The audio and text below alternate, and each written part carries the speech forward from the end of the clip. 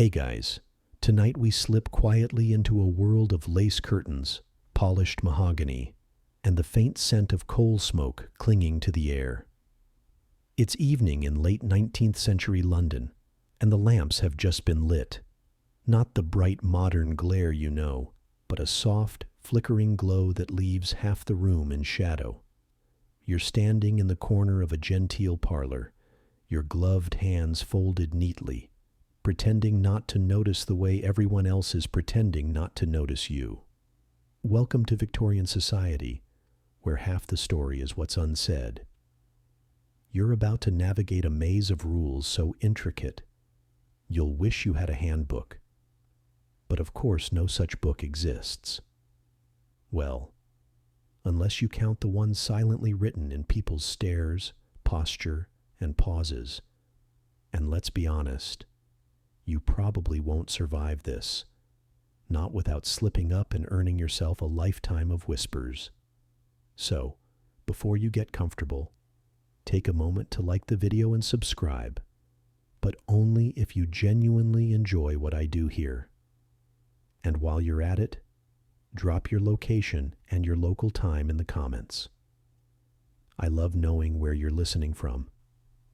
Now, dim the lights, maybe turn on a fan for that soft background hum, and let's ease into tonight's journey together. The parlor is hushed, save for the faint clink of teaspoons and the slow tick of the mantel clock. Here, a woman's every move is a performance. You're aware, painfully aware, of your spine, your voice, your smile. Too much laughter, and you're common. Too little, and you're cold. One wrong choice of words, and it will be recounted with relish over tomorrow's tea. This is a society built on surfaces, where respectability is the currency that buys you security. And one careless rumor can bankrupt you.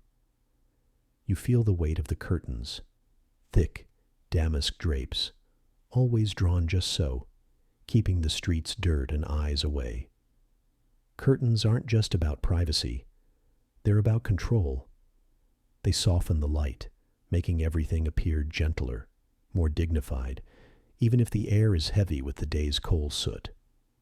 Victorian homes were about appearance, and those appearances extended to the people within.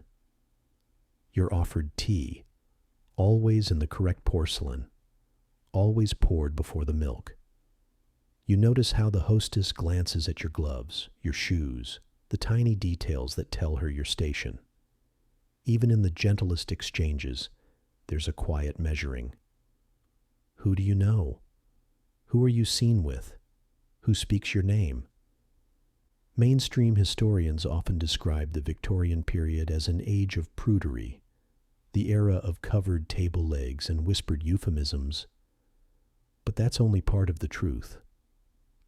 It's also the age when industrial progress was roaring outside these parlors, changing women's roles in ways both subtle and seismic.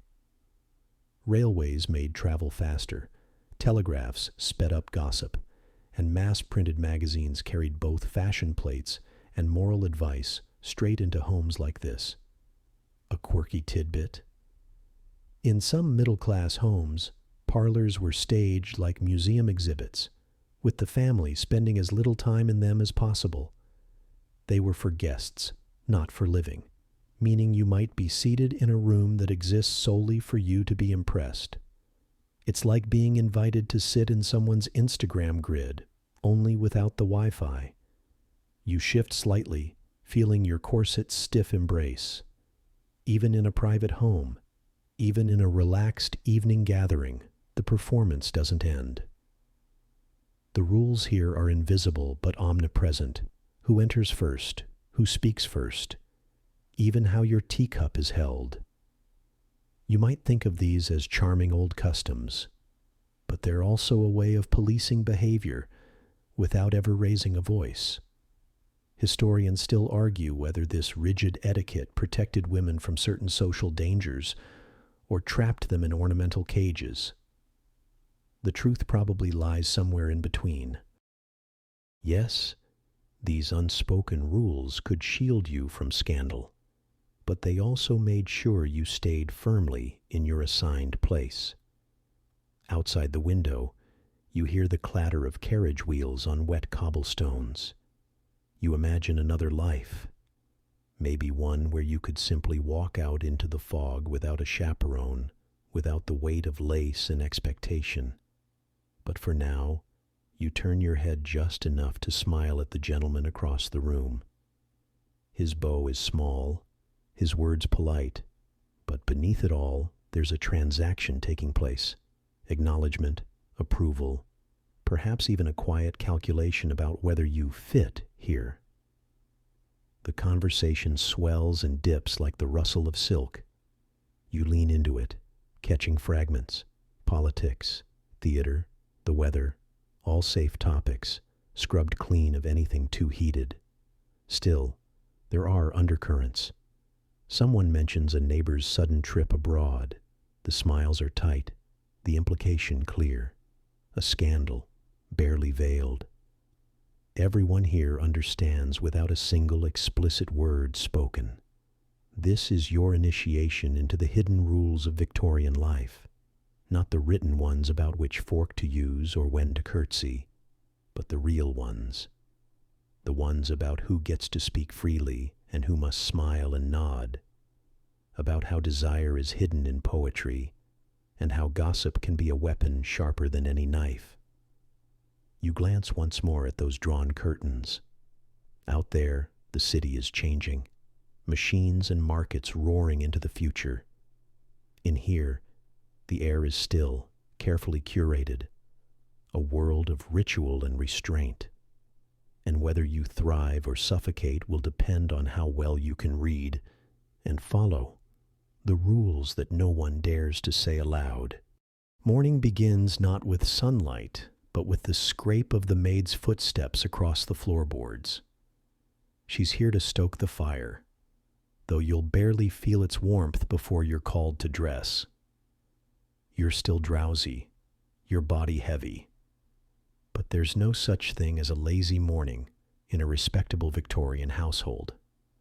Respectability demands discipline, and discipline begins with the corset. It lies folded neatly at the foot of your bed, a creature of whalebone and tightly stitched cotton, waiting to claim you. You lift it, feeling its peculiar weight. It's not heavy in the way a coat or a blanket is. It's heavy in the way a promise is. A promise to mold your body into the fashionable ideal. You raise your arms and let the maid draw it around you.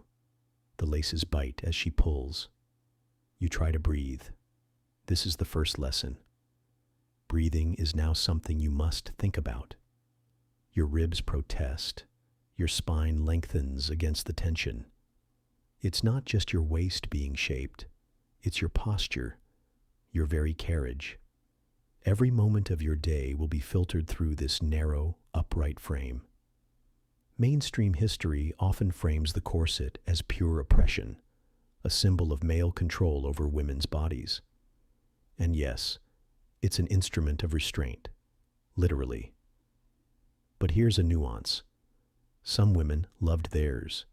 They saw them as tools of beauty, even power, in a society that judged worth by appearance. A well-laced corset could signal wealth. You didn't have to do physical labor and social polish. Still, your stomach grumbles. Breakfast will be delicate. Tea, toast, maybe a poached egg. Anything heavier would feel impossible with your midsection compressed into a cylinder. The maid's fingers work quickly, tugging the laces into the final knot. You've been cinched a good 3 inches smaller than nature intended, and this is considered moderate. A quirky tidbit? Some corset wearers carried tiny folding fans not just for flirtation, but for breath control. If the room got stuffy or the laces too tight, you could flutter the fan and claim it was the heat, not the fact that your lungs had been reduced to the capacity of a concertina. Historians still argue whether long-term corset use truly deformed women's bodies, or whether most damage came from extreme cases worn for show. Surviving corsets suggest many were worn looser than the dramatic illustrations imply. But for you, standing here now, this is no abstraction. It's a daily negotiation between comfort and conformity. Once dressed, you glide. You don't walk anymore. The corset makes sure of that. Into the dressing room. Today's gown is pale blue with delicate lace cuffs, chosen not for your comfort, but for the impression it will make in the parlor. Layers of petticoats swish around your ankles, the fabric whispering against itself. The weight is considerable, but the effect in the mirror is undeniable. You look composed, contained, every pleat in place. A knock at the door. Your mother appears, scanning your silhouette with the trained eye of a woman who's been playing this game for decades. A small nod of approval means you've passed inspection, for now. No one says aloud that your posture, your restraint, your adherence to the morning ritual are all part of your social worth, but everyone knows it. Downstairs, the dining room smells faintly of toast and coal smoke. Conversation is restrained, as if too much cheerfulness before noon would be unseemly. You sip tea carefully, aware that your corset leaves little room for swallowing in generous gulps. Later, in the parlor, you sit for a photograph, the latest novelty. The camera's bulb flashes, and for a second, the brightness blinds you. You know this image will last far longer than the moment, perhaps even outliving you. And in that image, the corset will tell its silent story. Here is a woman who knows the rules, who fits her role, at least on the outside. And that's the thing. The corset doesn't just shape your waist, it shapes the world's perception of you. In the eyes of society, you're now a picture of refinement. Inside, you're counting the hours until you can breathe freely again. The parlor is where the day's true work begins. And by work, I mean the kind that doesn't involve wages, tools, or measurable output, yet determines your entire future.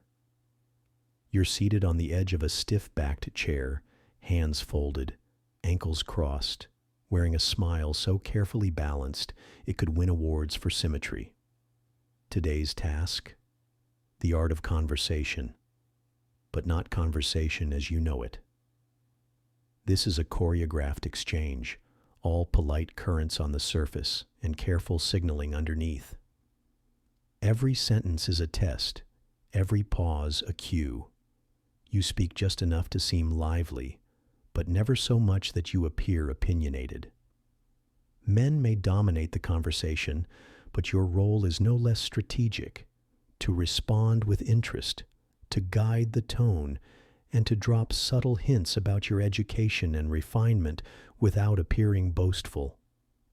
A lady nearby mentions the latest exhibition at the Royal Academy. You nod, offering a modest comment about the use of light in one of the paintings. You've rehearsed this kind of remark. Art is a safe topic, unlike politics or religion, which are handled with the same caution as live gunpowder. Your companion responds warmly, though you note the way his eyes flick toward your chaperone before he continues. Nothing is said without an awareness of who is listening. Mainstream historians often point to the Victorian parlor as the center of domestic life, but it was also a stage, one where women had to master the role of being interesting without being provocative. It's a delicate balance, and failure could be social suicide. Here's a quirky tidbit. In some households, there was an unspoken ranking of topics you could bring up, like a Victorian version of a trending list. Weather was safe but dull. Theater was lively but required tact. Travel was ideal because it could be discussed without touching on local gossip, unless, of course, the gossip involved who you were traveling with.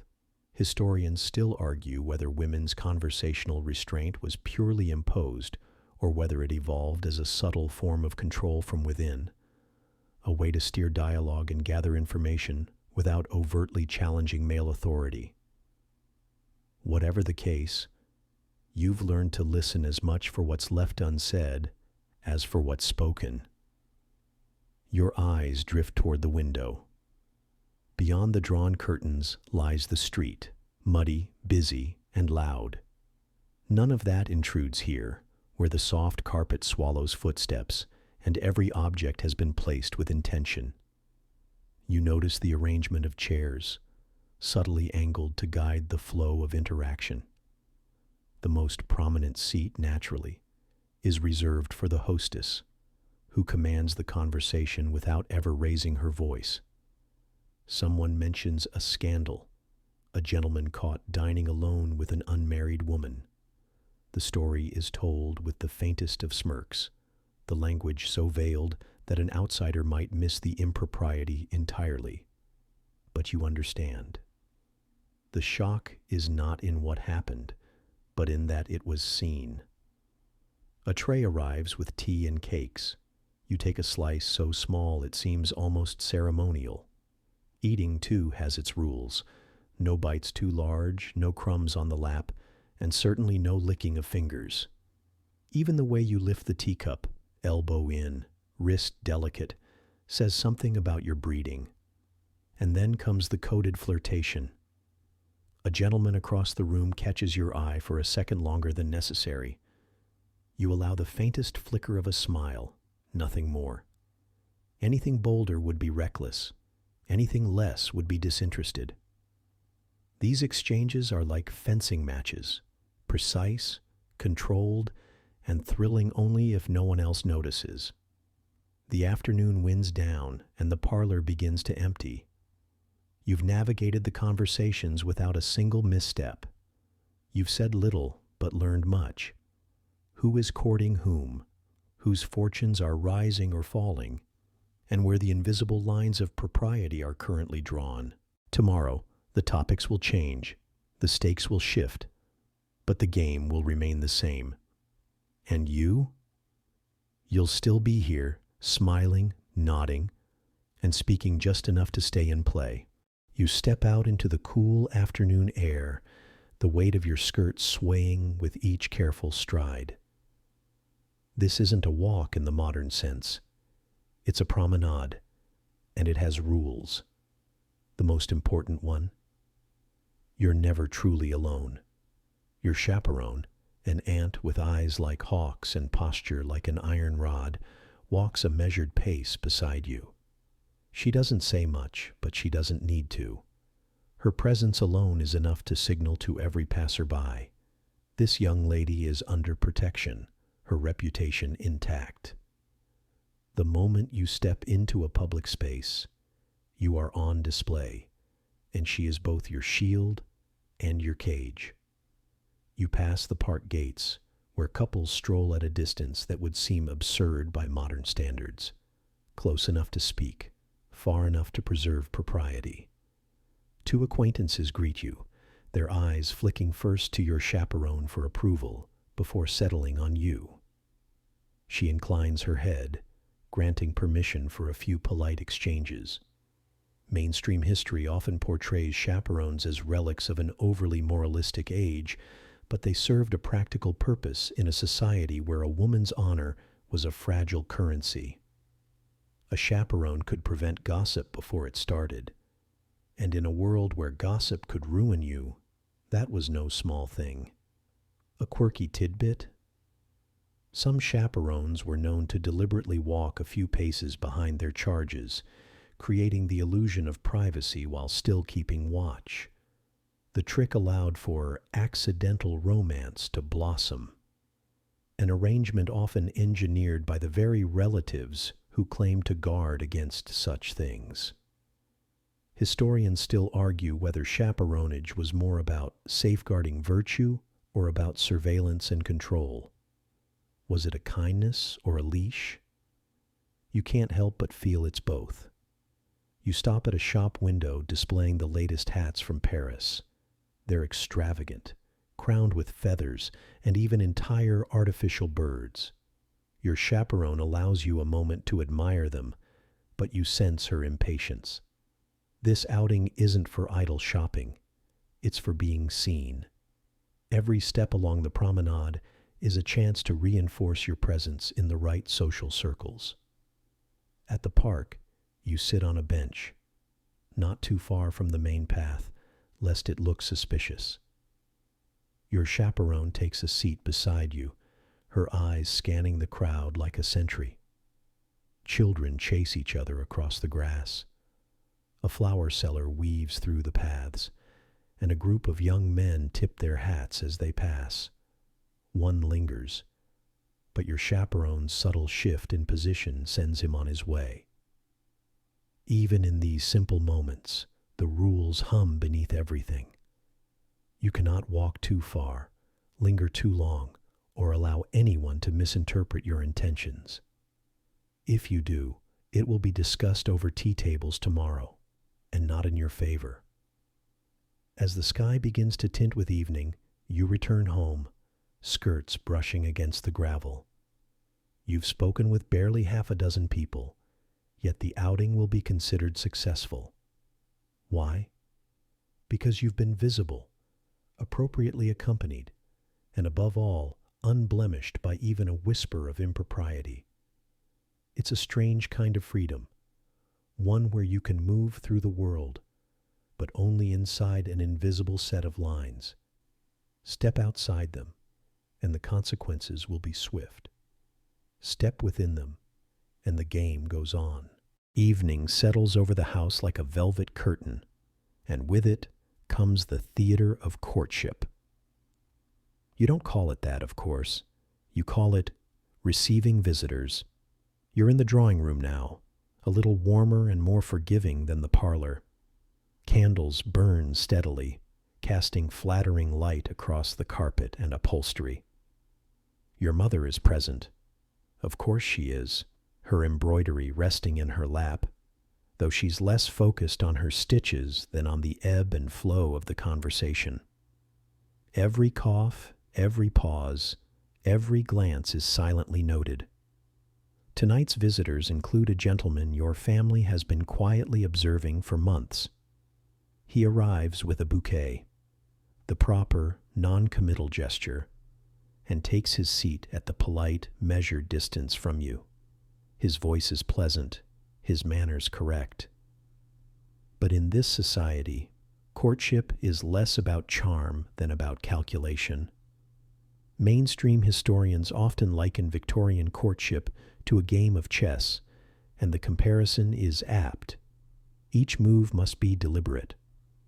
A man may speak of the weather or the latest play at the theater, but what he's really signaling is stability, family connections, or financial soundness. You, in turn, respond with just enough warmth to encourage, never enough to give the impression of desperation. A quirky tidbit. Some families kept calling cards with coded folds or marks in the corners, each carrying secret meanings, from a casual greeting to an invitation for a more intimate conversation. It was a social language conducted entirely on paper. Historians still argue whether Victorian women were entirely passive in this process or whether they wielded subtle influence, shaping the match from behind the scenes. You suspect the truth lies in quiet maneuvering, the tilt of a head, the well-placed compliment, the calculated absence at just the right moment. Tonight, you discuss music. He mentions a new piano piece. You admit you've been practicing it. This is not idle talk. It's an exchange of cultural credentials. Music implies refinement, and refinement implies suitability. Your mother watches closely, noting how he speaks to you and how often his gaze meets yours. There's no direct talk of marriage yet. That would be premature. Courtship is a slow dance, and to rush it would be vulgar. Instead, the evening flows on, measured and careful, until tea is served once more. The cups are delicate, the conversation even more so. As the hour grows late, He rises, thanks you for your company, and leaves his calling card with the footman. You'll find it later, laid out neatly on a silver tray in the hall. No decision will be made tonight, but the game has advanced one square forward. When the door closes, your mother says nothing. Instead, she returns to her embroidery, the needle slipping through the fabric with a sound like a soft exhale. Tomorrow, there will be another visitor, another conversation, another move in the long, deliberate game. And you'll be ready. Smile polished, posture perfect, every word measured. Because in this world, love is not just a feeling. It's a strategy. It's a week later, and you find yourself at the heart of the season's great social machine, the ballroom. The chandeliers blaze with light, the polished floor gleams, and every corner of the room hums with the rustle of silk and the murmur of carefully managed laughter. This is where fortunes are made, alliances are forged, and futures are decided. It's also where you, whether you like it or not, are on the market. You arrive on your father's arm, your gown freshly pressed, your gloves spotless. Your hair is arranged in the latest style, not so fashionable as to seem reckless, but fashionable enough to signal you belong. You can feel the glances as you enter, assessing, appraising. You've been trained not to look too aware of them, but of course you are. In this space, everyone is aware of everyone. The dancing begins with a waltz. A gentleman approaches, bowing just enough to satisfy etiquette. You accept with a small nod. The steps are familiar, drilled into you since you were old enough to stand straight. But this isn't about dance. It's about the conversation between two people moving in sync while their families watch from the edges. Mainstream historians note that the so-called marriage market wasn't just a metaphor. These events were transactional at their core.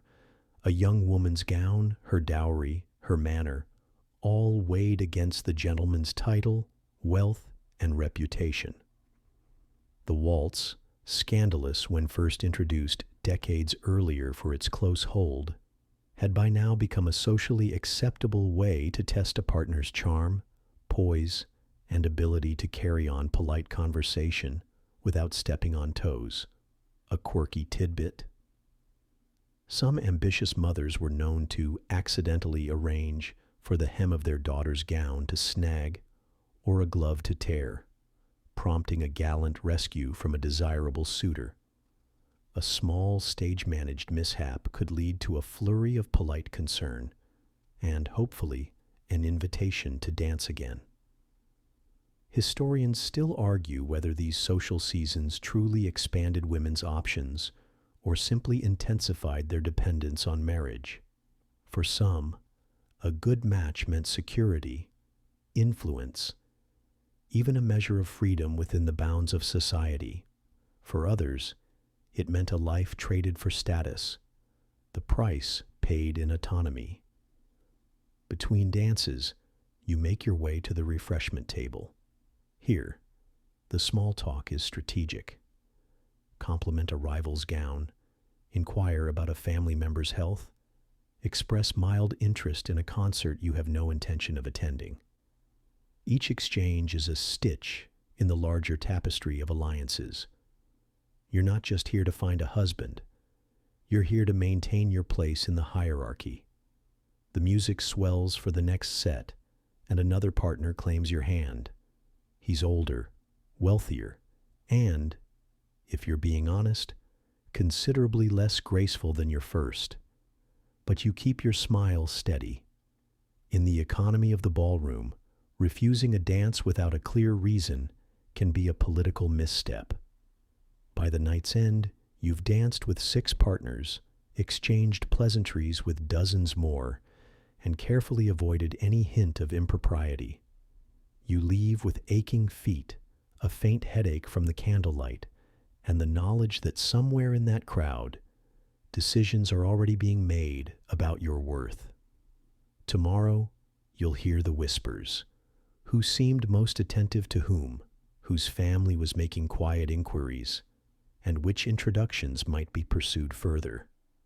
The marriage market never closes. It simply moves to another venue. And whether you think of yourself as a willing participant or not, you've been on display all the same.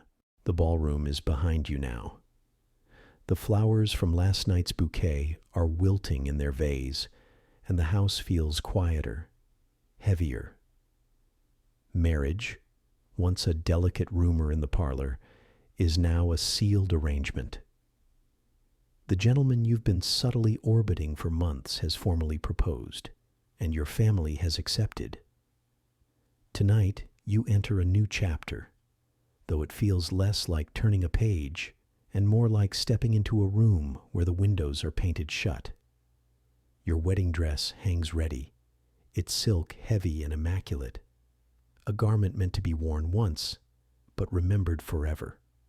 The white is symbolic, at least that's what people say. Purity, virtue, all that.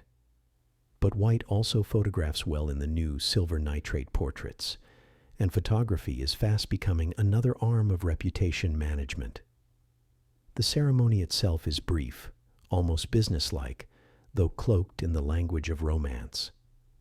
Afterwards, there are congratulations, a formal dinner, and finally, the part that no one talks about openly, the bedroom. Mainstream historians often note that Victorian sexual norms were steeped in contradiction. Officially, women were considered pure, almost asexual beings whose marital duty was to submit to their husbands. Yet beneath that official stance were private realities far more complicated. A respectable woman might be expected to feign reluctance, even if she had desires of her own. A quirky tidbit? Some bridal guides of the era recommended that a new wife wear a ribbon around her neck on her wedding night, not for any romantic reason, but as a signal to her husband to be gentle in his approach. These quiet, coded rituals existed because direct conversation about intimacy was unthinkable in polite society.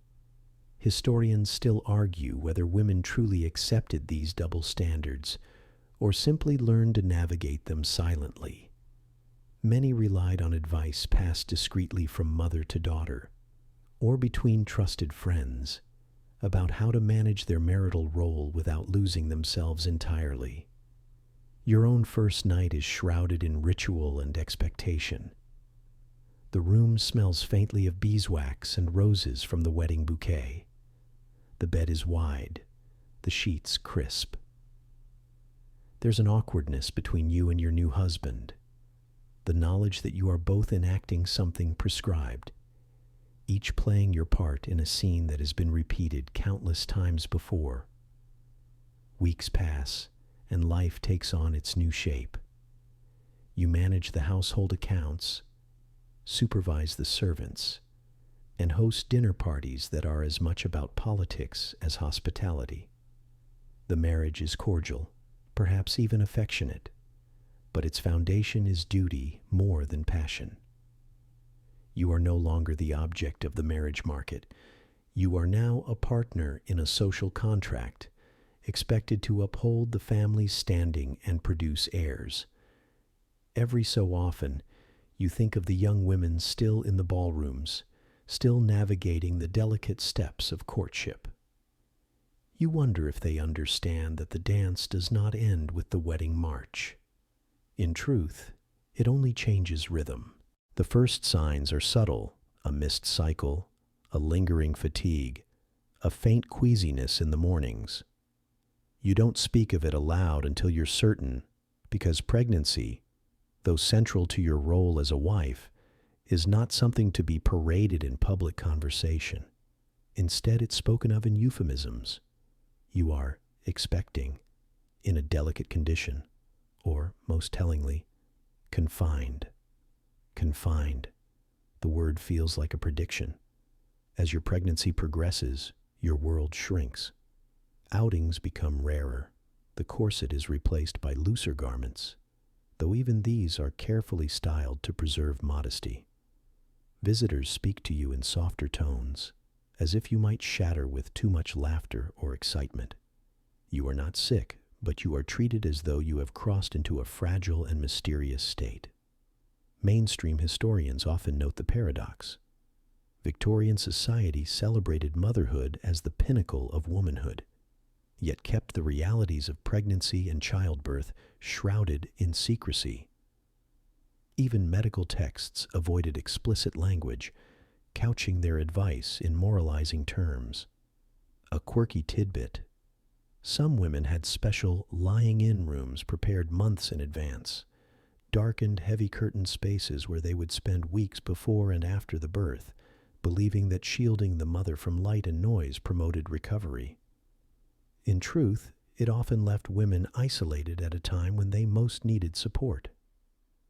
Historians still argue whether this seclusion was intended for genuine health benefits, or simply to keep the less glamorous aspects of childbirth hidden from polite society. Certainly, the risk of maternal death was high. Infection, hemorrhage, and exhaustion claimed countless lives, but these grim realities rarely entered polite conversation. The months stretch on. You feel the baby's first movements, a flutter like the brush of a feather. Servants bring you trays with broth, bread, and weak tea. Friends send notes written in careful, looping script, full of blessings and moral encouragement. Occasionally, a trusted female friend or relative shares hushed advice about labor, what to expect, how to breathe, which doctor or midwife has the lightest hand. Then comes the night. Labor begins with a slow, insistent ache, growing stronger, deeper. The room is dim. The midwife moves briskly, her hands sure from years of practice. Hours pass, marked by the steady tolling of the clock. Pain narrows your awareness until the world is reduced to the bed, the walls, and the sound of your own breath. At last, the child arrives, a small, squalling bundle wrapped quickly in linens. Relief washes over you, mingled with an exhaustion so profound it feels like sinking underwater. Around you, voices murmur congratulations. Outside, the city moves on, unaware. The following days blur into a quiet recovery. You are officially in confinement until the doctor pronounces you fit to re-enter society. The baby sleeps in a cradle beside your bed, the air heavy with the scent of milk and lavender. The house tiptoes around your room, as if acknowledging that for now, your life exists entirely between these walls. When the doctor finally gives permission for you to be seen again, it's almost ceremonial. You dress with care, not in the vibrant silks you once wore to the ballroom, but in something softer, a pale gown trimmed with lace. A bonnet frames your face, and a shawl hides the last traces of your changed figure. The carriage ride feels strange after so many weeks indoors, the air cooler and sharper than you remember. Society greets you not as yourself, but as a new title, Mother. Every conversation, every smile seems to pass through that filter. Guests lean over the cradle and comment on the child's resemblance to the father's side. Your own fatigue, your discomfort, your quiet sense of dislocation are invisible to them. Mainstream historians often note that Victorian motherhood was both exalted and relentlessly scrutinized. A woman's worth could rise or fall based on her success in producing healthy heirs, especially sons. The rhetoric painted motherhood as a noble calling, yet it came with unyielding expectations, moral perfection, endless patience, and a tireless ability to manage both home and children without visible strain. A quirky tidbit: many wealthy households employed a wet nurse if the mother was considered too frail or too socially busy to breastfeed. This was often framed as a practical decision, but it also allowed women to preserve their physical appearance in a culture obsessed with feminine delicacy. Historians still argue whether Victorian women truly embraced this maternal ideal, or if it was a role they inhabited for survival. Diaries and private letters suggest a spectrum. Some women found deep joy in motherhood, while others experienced it as a duty edged with quiet resentment, a tether that bound them more tightly to the domestic sphere. For you, the days begin to take on a rhythm. The baby's cries dictate the pace of the household. Servants attend to the laundry and the kitchen, but the nursery is your domain. You read aloud from moral tales, stitch tiny garments, and record milestones in a bound ledger. Occasionally, you steal a few minutes for yourself, to sit by the window with a novel, or to write a letter to a friend whose life still spins with dances, visits, and gossip. In the evenings, your husband joins you in the parlor. He asks after the child, comments on household matters, and sometimes on politics. The relationship is steady, even cordial, but the courtship's intensity has faded into something quieter. You have both settled into your roles, not unhappy, but shaped by a system that leaves little room for change. Every so often, when you pass a mirror, you catch sight of a woman who is not quite the girl she once was. The eyes are the same, but the expression carries something new, a blend of endurance, knowledge, and the faintest trace of longing. And somewhere deep down, you know, the hidden rules of sex and society have not finished with you yet. The seasons turn. Your child grows from a swaddled infant into a toddling shadow, small hands reaching for yours, chubby cheeks flushed with life. The nursery, once a place of confinement, becomes a stage where tiny dramas unfold. First steps, first words, first tantrums. Yet even here, rules linger like invisible furniture you must navigate without bumping into. Society has opinions about everything. How the child should be dressed, in white for purity until a certain age. How they should be disciplined, firmly but without losing composure, and which influences are acceptable. Books are carefully chosen, nothing too fanciful, lest it excite the imagination to unruly heights. Even the toys carry moral weight. A doll teaches nurturing. A Noah's Ark teaches biblical order. Mainstream historians often note that children were seen not just as individuals, but as reflections of the household's morality. A well-behaved child implied a virtuous mother. A mischievous one could raise whispers about lax discipline, or worse, moral weakness. A quirky tidbit? In some upper-class homes, mothers saw their children only during scheduled visiting hours in the nursery, the rest of the time left to nannies and governesses. This arrangement, intended to maintain the mother's health and social obligations, created a curious distance. Women were expected to embody maternal devotion while delegating much of the daily care. Historians still debate whether this distance dulled the maternal bond or simply expressed itself in different forms. Surviving letters show mothers writing passionately to children they rarely saw, a tenderness carried entirely through ink and paper. Your own days are a careful balancing act. There are still social calls to make, charity committees to attend, and occasional dinners to host. In each setting, you wear the same mask, polite interest, graceful posture, an easy smile that suggests everything in your world is perfectly ordered. No one asks whether you are tired or lonely or quietly hungry for something beyond the drawing room and the nursery.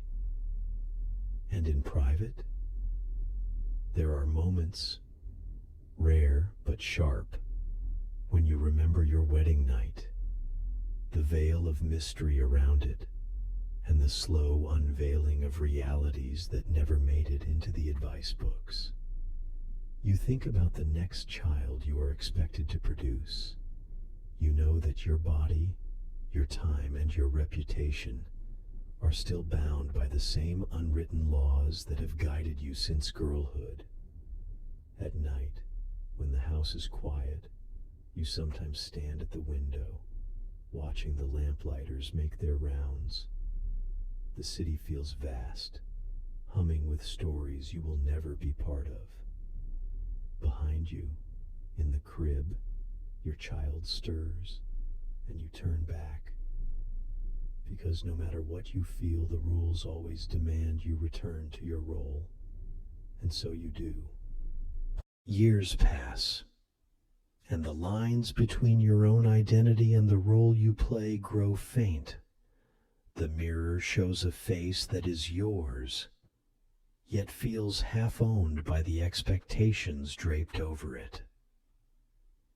You've learned to read subtle cues in conversation, when a topic is drifting too close to the improper, when laughter must be softened into a ladylike smile, when an opinion is better swallowed than spoken.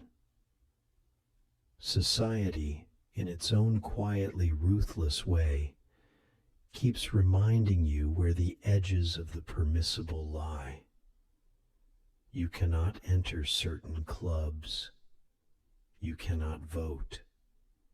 You cannot speak in certain public forums without being labeled forward, the era's polite word for improper.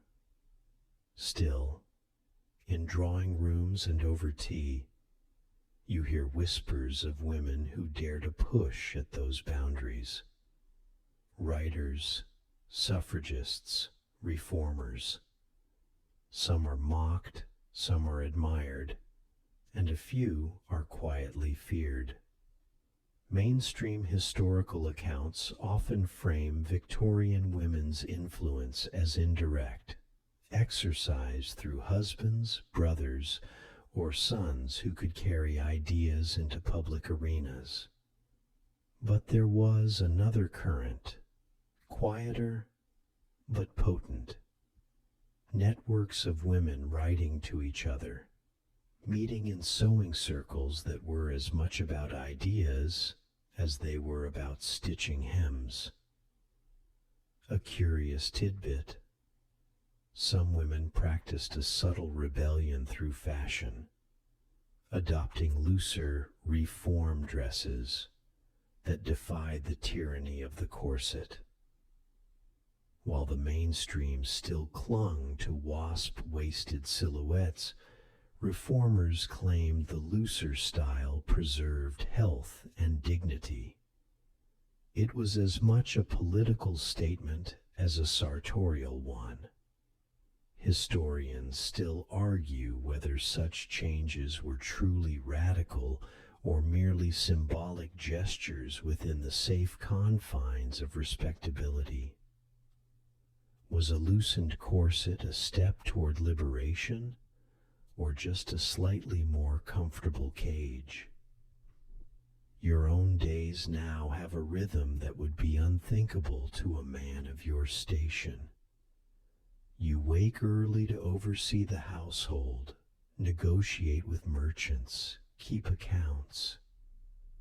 You host when required, attend when summoned, and all the while keep a delicate balance between economy and display. You've learned that appearing too frugal invites pity, while too much grandeur invites envy, and either one can erode your standing. Sometimes you think of the girls just entering society now, bright-eyed, corseted within an inch of their breath, heads full of the same vague notions you once carried. You wonder which of them will marry for love, which will marry for security, and which will find themselves quietly trapped in a house that looks beautiful from the street, but feels like a well-furnished cage inside. And though you have learned how to move through this world with practiced grace, you have also learned how fragile it is. One scandal, true or not, could strip away everything. A careless letter, an overheard remark, an unfortunate rumor. The rules that hold you in place are the same ones that could cast you out. For now, though, you keep the mask firmly in place. The tea is poured, the small talk flows, and the room hums with the comfort of order, even if you are the one keeping it all from tipping into chaos. There comes a point when you begin to see the rules less as unshakable commandments and more as a kind of stage set, painted wood and canvas, sturdy enough to convince an audience, yet hollow if you press too hard. You start noticing the cracks. Behind the polite conversation at afternoon teas, there are marriages crumbling under the strain of coldness or infidelity. Behind the impeccable facades of houses in your neighborhood, debts spiral and illnesses fester in silence. The public image of the ideal household is not always truth, it's performance. Historians today note that much of Victorian morality was a theater act, sustained by the fear of exposure. Reputation was currency, and secrecy was insurance. Families shielded their own from disgrace not out of pure loyalty, but because scandal was contagious. It could taint the entire household, making invitations vanish and marriage prospects wither. An odd fact from court records, even in cases of extreme cruelty or adultery, divorce was nearly impossible for women until the latter half of the century. And when granted, it often stripped the woman of her children. Many endured misery rather than face the social and legal ruin of separation. And yet, within the shadows of all these rules, there were quiet revolutions. Women formed reading clubs that slipped radical literature into genteel discussion. Charity work became a socially acceptable excuse to leave the house and see life beyond the drawing room. Some corresponded with political thinkers under the guise of family friends. You find yourself occasionally bending the rules in small, private ways. A book by a female author whose ideas are whispered about as dangerous. A letter to an old school friend written in a tone more candid than propriety allows. A dress hem let down to a more practical length when no visitors are expected. These are not acts that will change the world, but they change you. One evening, while the house sleeps, you take a candle and wander to the study. The one room in which your husband keeps his books, his papers, his ledgers. You're not supposed to touch them, yet there's one volume that has always caught your eye, its leather binding worn at the edges. You open it, careful not to make a sound, and find maps. Notes on places far beyond London, ports in India, markets in Africa, settlements in Australia. The handwriting is brisk, factual, but to you it reads like an invitation. You trace the ink lines, imagining air that smells of spices instead of coal smoke, streets where no one knows your name, and skies unsoftened by soot. The candle sputters, and you close the book. The moment passes. The world you've imagined remains on the other side of the stage set, a place you can see but never step into. You blow out the light and return to your room. The years grind on, as steady and relentless as the ticking of the clock in the hallway. Your role does not shrink, but neither does it expand. You've grown skilled at the unspoken negotiations that define a Victorian woman's life. How to host without overspending. How to speak without revealing too much. How to make your presence felt without drawing notice. It is an art form, and like all art forms, it demands sacrifice. By now you understand that the truest currency is not money, but discretion. You've learned when to pretend you haven't seen a glance exchanged between two people who shouldn't be glancing. You've learned to keep your expression mild when someone repeats a rumor you've known for months. You've learned that survival often means letting other people think they are the ones with the upper hand. A curious historical footnote. Victorian etiquette books were not only about manners, they were survival manuals. They offered precise advice on how a woman should refuse a proposal without giving offense, how to converse with a man without seeming forward, and even how to walk so as to project modesty. Some of these instructions were absurdly detailed.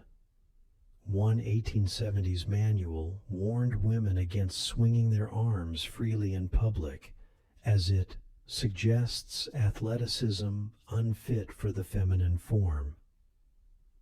Of course, not all followed these rules to the letter. There were those who quietly rebelled, not with speeches or pamphlets, but with subtle acts of defiance. A flash of ankle when stepping into a carriage, a witty remark in mixed company that lingered a little too close to impropriety, the choice to read novels considered unsuitable for young ladies. You've taken to noticing these small rebellions in others as though they're signals in an unspoken language. Sometimes you return them. A knowing glance, a faint smirk, a pause long enough to let someone know you understand more than you're meant to. And yet, you remain bound. The line between defiance and ruin is thin, and you've seen women fall on the wrong side of it. A single misstep, a public argument, a hint of scandal, a misplaced letter, and the entire scaffolding of respectability collapses. The newspapers will not name you outright, but everyone will know. On a damp autumn evening, you attend a gathering at the home of a widowed friend. The room is dimly lit, the fire low, the conversation quieter than usual. Here, with only trusted company, the tone shifts. Someone dares to speak of women's suffrage, another of the unfairness of property laws, and you find yourself leaning forward. You do not speak. Not yet. But for the first time in years, you feel the faint, thrilling ache of possibility. It lingers long after you've returned home, like the echo of music you wish you'd dance to. The possibility grows quietly inside you, like a candle flame in a room no one else enters. Weeks pass, but you find yourself returning to that evening in the widow's drawing room. The warm hush, the way voices dipped into forbidden territory. Those women had not been loud nor reckless, but they had been free in a way that made your chest tighten with longing. You begin to notice that such conversations happen more often than you once thought. They are never in the middle of a grand dinner, never with the wrong ears present. Instead, they bloom in the corners of rooms, behind half-closed doors, at the tail end of visits when the men have gone out for cigars. It is in one of these moments that you hear something that changes you. A friend, quiet, respectable, the sort of woman whose gloves are always immaculate, speaks softly of the Married Women's Property Act of 1882. She explains without raising her voice that for the first time in English law, a married woman can keep money she earns and own property in her own name. It is not much, she admits, but it is something. You feel the words settle in you like a stone dropped into still water. The ripples keep spreading long after the conversation ends. All your life, your existence has been defined by what you cannot own, cannot decide, cannot claim. And now, here is proof that even the most rigid rules can bend. Slowly, yes, but bend all the same. That night, lying in bed beside the steady rhythm of your husband's breathing, you stare at the ceiling and imagine a world in which you might buy something, anything, without having to ask. Not a dress or a trinket, but something of true substance, a place, a tool, a book of your own choosing. You know such a dream is dangerous. The first rule of survival in this society is never to want too much. But the thought clings stubbornly. In the weeks that follow, you become more attentive to the small cracks in the system, the spaces where a determined woman might slip through. A charitable committee that allows women to handle its accounts. A shop where the owner, a widow, runs the books in her own hand. A printer who quietly produces pamphlets under a pseudonym. You begin to wonder, perhaps the stage set isn't as solid as it looks. And for the first time in years, you feel not just the weight of the rules, but the edges of them. Edges that, with the right pressure, might just break. It happens on a Sunday afternoon, not in some shadowy corner or at a meeting whispered about, but in broad daylight on a garden path. You are walking with Mrs. Harcourt, a woman of indeterminate age who dresses with the precision of a military officer and speaks with the patience of a teacher correcting a child. She has always been polite, if distant, but today she leans just slightly closer and says, in a voice low enough to be mistaken for idle chatter, "Do you know the rules, my dear? The real ones?" You glance at her, unsure how to answer. Of course you know the rules. You've been living them your entire life. She smiles faintly, as though she can read your thoughts. The ones in the books are for the men, she continues. The ones we keep, those are for survival. And then, as you stroll past blooming roses, she begins to recite them, not numbered, not written, but etched into every moment of a Victorian woman's existence. Rule 1. Never show all you know.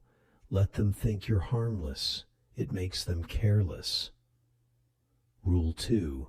Friendship is currency. Guard it like gold, spend it like silver, lend it like copper. Rule 3. Nothing is truly private. Every word you utter could be repeated, every glance misinterpreted. Choose your silences wisely. Rule 4. If you cannot change the law, change the practice. Behave as though something is permitted, and in time, it may be. Rule 5. There is no shame in strategy. Men call it manipulation, we call it living. Her voice is calm, but her eyes are bright, almost fierce. Historians still argue whether such rules were widespread or simply the invention of a few rebellious minds. But in that moment, they feel older than Parliament itself. You realize, with a quiet jolt, that you've been following some of them instinctively for years without ever naming them. And now, having them spoken aloud feels like stepping onto a secret map, one that shows not just the streets you walk, but the alleys, the hidden doors, the rooms you didn't know existed. By the time you part ways, the air between you is thick with unspoken understanding. Mrs. Harcourt has given you something no man could, not freedom, not even power, but the outline of a path.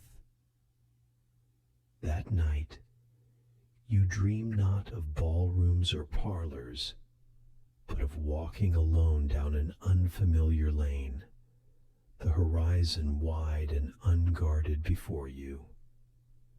And now, as the lamplight fades in this imagined Victorian room, you let the details blur.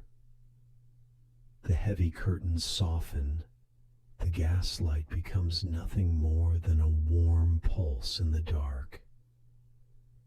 You can almost hear the distant click of a carriage wheel over cobblestones, the hush of fabric as someone passes through the hall. It's strange how an era so strict, so tightly laced with rules, could also hold such quiet rebellions. You've walked through rooms where the air was thick with expectation, and you felt the pulse of something hidden beneath every polite smile. You've seen how even the smallest acts, a shared glance, a folded letter, a whispered phrase, could carry the weight of defiance. Let your breath slow here. Let the images grow dimmer. See the garden in twilight, where Mrs. Harcourt's voice fades into the sound of leaves stirring in the evening wind. Imagine the cool stone under your palm, the scent of roses lingering long after you've left. The The streets are empty now. The city sleeps, its chimneys dark against a pale moon.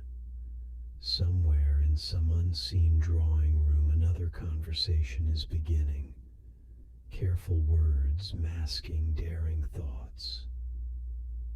You won't be there to hear them, but that's all right. The rules once heard never really leave you. They're tucked away, like a folded note in the lining of a gown, waiting for the moment you need them most. So close your eyes, let the gaslight fade, and rest knowing that even in the most rigid of worlds, there are always hidden doors, and perhaps one day you'll find the key, sweet